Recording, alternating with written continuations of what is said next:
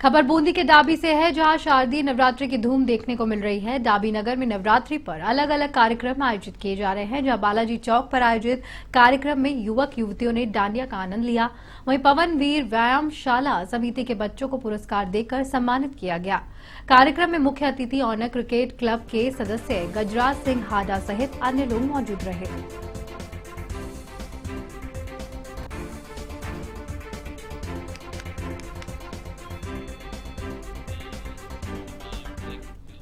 मंडाना कस्बे सहित क्षेत्र में हवा के साथ आधा घंटे तक बारिश होने से फसलों में नुकसान की आशंका जताई गई है। शाम 4 बजे करीब बारिश होने से खेतों में खड़ी धान की सोयाबीन की फसल आड़ी पड़ गई है। किसानों ने सरकार से मांग की है कि खराब हुई फसलों का सर्वे करवाकर उचित मुआवजा दिया जाए।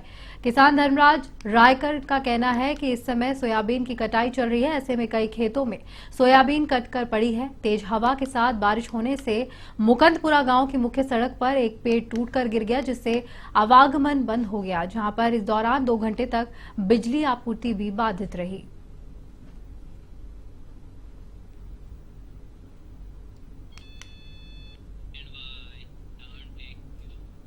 रावतभाटा में परमाणु बिजली घर से अनुबंधित चालक परिचालक को काम से निकाले जाने के विरोध में ऑफिस के बाहर धरने पर बैठ गए, मगर इसकी पीड़ा सुनने अब तक कोई भी जिम्मेदार अधिकारी नहीं आया है। बता दें कि ये वो ड्राइवर है जो कि परमाणु बिजली घर में पिछले कई वर्षों से ठेकेदारी प्रथा में काम करता आया है। गत महीने पहले ट्रांसपोर्ट का ठेका किसी दूसरे कंपनी के नाम हुआ। इन सभी ड्राइवर्स का आरोप है कि नए ठेकेदार ने काम पर लगे रहने की एवज में 3 लाख रुपए सिक्योरिटी राशि सहित अन्य कई शर्तें रखी। इन शर्तों का विरोध करने पर संबंधित ठेकेदार दूसरे नए ड्राइवर्स ले रहा है, जहां पर पुराने ड्राइवर्स को काम से बेदखल कर दिया गया है। इसी समस्या को लेकर इनका 11 दिन से धरना प्रदर्शन जारी है।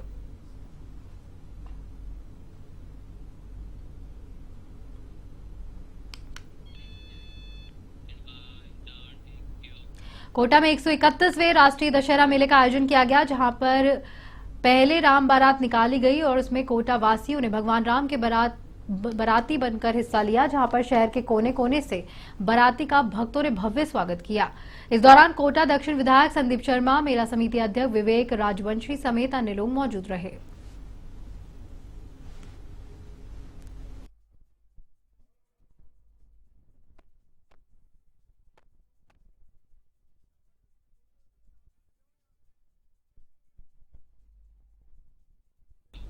कोटा के मंडाना में गरबा कार्यक्रम आयोजित किया गया। गरबा कार्यक्रम में लोगों में खासा उत्साह देखने को मिला।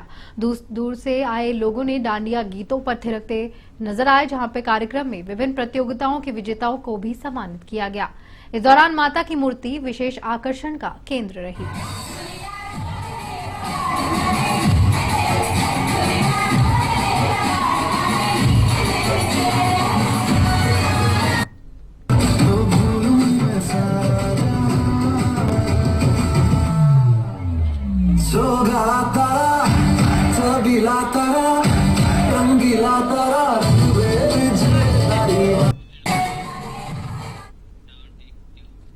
टॉक में चोरों के हौसले बुलंद हैं। महंदवास थाना इलाके के बरवास पुलिस चौकी के अंदर खड़ी पुलिस की सरकारी बाइक की चोरी हो गई, जहां मामले में पुलिस के आला अधिकारी तुरंत एक्शन में आए, जहां पे चौकी में तैनात हेड कांस्टेबल फेलू राम और उसके साथी कांस्टेबल राजेश को सस्पेंड कर दिया गया। घटना के संबंध में हेड कांस्टेबल की ओर से महंदवास थाने में एफआईआर भी दर्ज करवाई गई। वहीं चोर के पकड़ने के लिए पुलिस की अलग अलग टीमें भी बनाई गई है।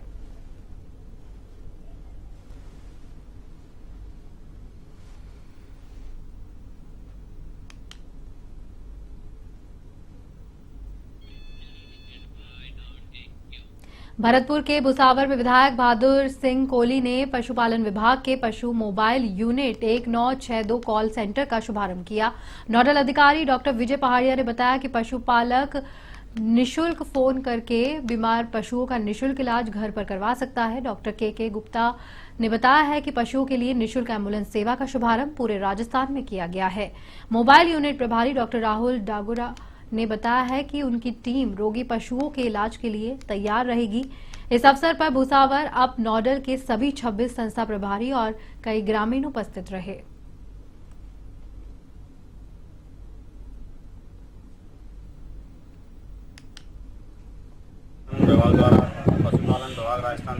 1962 एम्बुलेंस पहले से ये शिविर लगा रही थी, लेकिन अब ये ऑन कॉल पशुपालक के घर पर जाया करेगी, जिसमें वो किसी भी प्रकार का ट्रीटमेंट ले सकते हैं, जैसे कि सिंपल इंडाइजेशन, कोई रोड एक्सीडेंट है या ब्लॉट है, चारा सही नहीं खा रही है, जैसे तमाम प्रकार की बीमारियां आजकल उनको फ्री में सुविधा उपलब्ध है।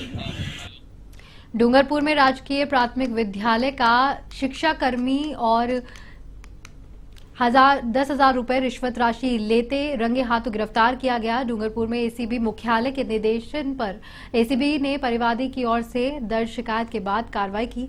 परिवादी ने बताया कि प्रशिक्षण प्रकरण के दौरान भिजवाने के एवज में आरोपी रमेश चंद्र कोटे ने शिक्षाकर्मी 20,000 की रिश्वत मांगकर परेशान कर रहा था।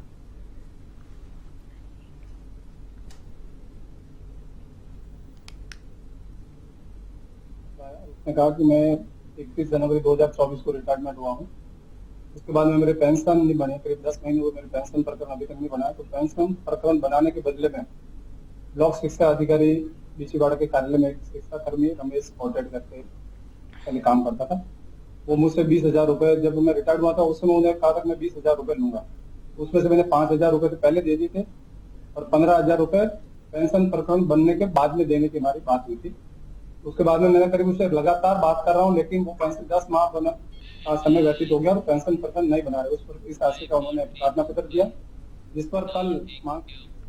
राजस्थान भाजपा सदस्यता अभियान के सह संयोजक मोतीलाल मीणा इटावा दौरे पर रहे, जहां उन्होंने कई शक्ति केंद्रों पर जाकर कार्यकर्ताओं से मुलाकात की और सदस्यता अभियान को लेकर जानकारी ली। इस दौरान भाजपा मंडल अध्यक्ष इटावा, ओम प्रकाश मीणा समेत कई अन्य लोग मौजूद रहे।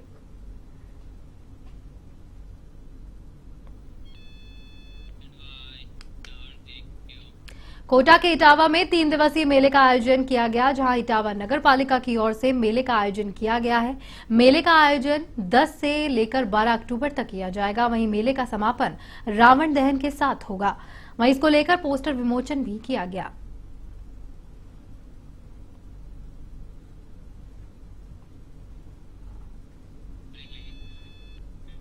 उदयपुर में national physical disability T20 cricket championship 2024 का आयोजन किया गया। बता दें कि differently abled cricket council of India और नारायण सेवा संस्थान 40 वर्षों से दिव्यांगता के क्षेत्र में दिव्यांग प्रतिभाओं के लिए 5 बार नेशनल प्रतियोगिता आयोजित कर चुका है। प्रतियोगिता 15 से 25 अक्टूबर तक चलेगी। चैंपियनशिप के पोस्टर और ट्रॉफी का विमोचन DCCI के महासचिव Ravi Chauhan, Maharaj Pratap Singh Chauhan, Rajasthan disable cricket association की प्रेसिडेंट ज्योत्सना चौधरी और नारायण सेवा के पदाधिकारी भगवान प्रसाद गौड़ और मीडिया प्रभारी विष्णु शर्मा हितेशी ने की। हो गए थे तो उनके एंकल में क्रिकेट एसोसिएशन के लिए।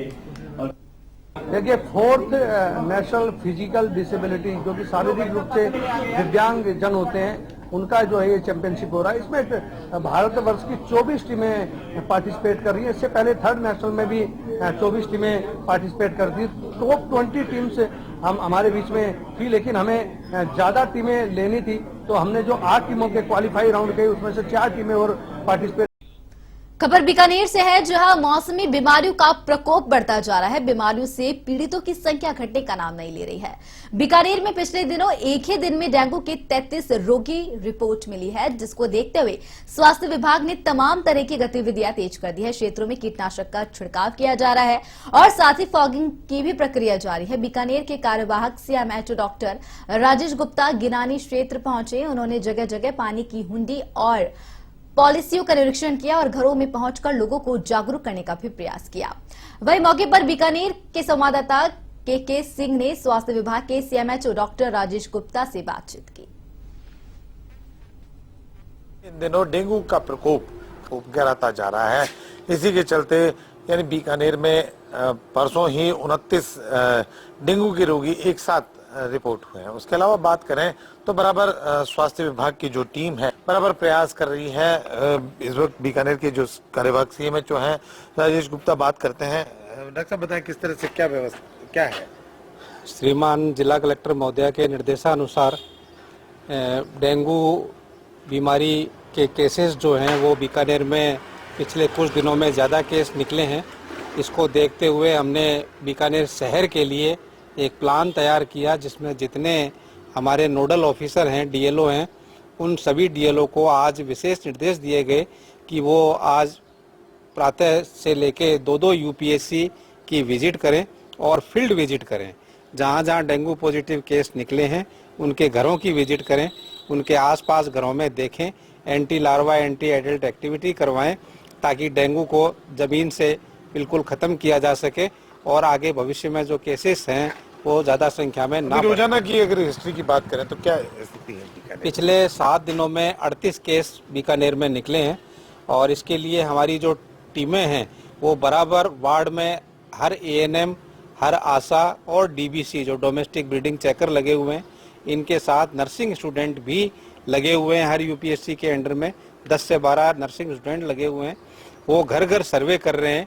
एक टीम जो है वो कम से कम 30 से 50 घरों का सर्वे करती है और सर्वे के दौरान जो बुखार के रोगी पाए जाते हैं उन बुखार के रोगियों की ब्लड स्लाइड ली जाती है, उनका ब्लड सैंपल लिया जाता है और उनकी जांच की जाती है और उनको दवाई भी मौके पर ही टीम देती है। कुल मिला के बचाव ही उपचार है।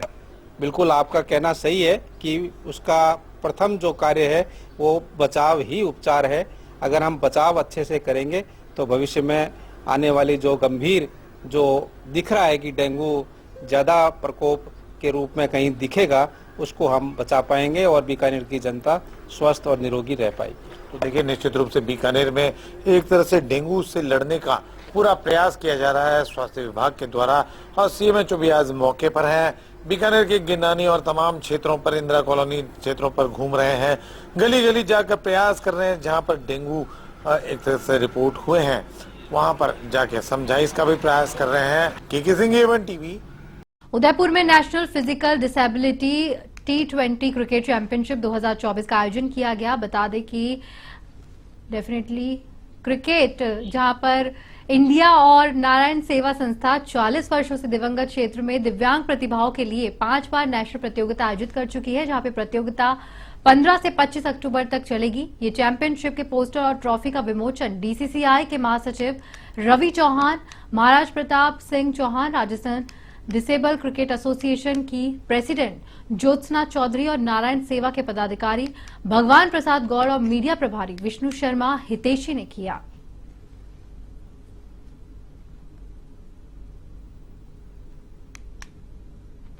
नेशनल फिजिकल डिसेबिलिटी, जो कि शारीरिक रूप से दिव्यांग जन होते हैं, उनका जो है ये चैंपियनशिप हो रहा है। इसमें भारतवर्ष की 24 टीमें पार्टिसिपेट कर रही हैं। इससे पहले 3rd नेशनल में भी 24 टीमें पार्टिसिपेट करती।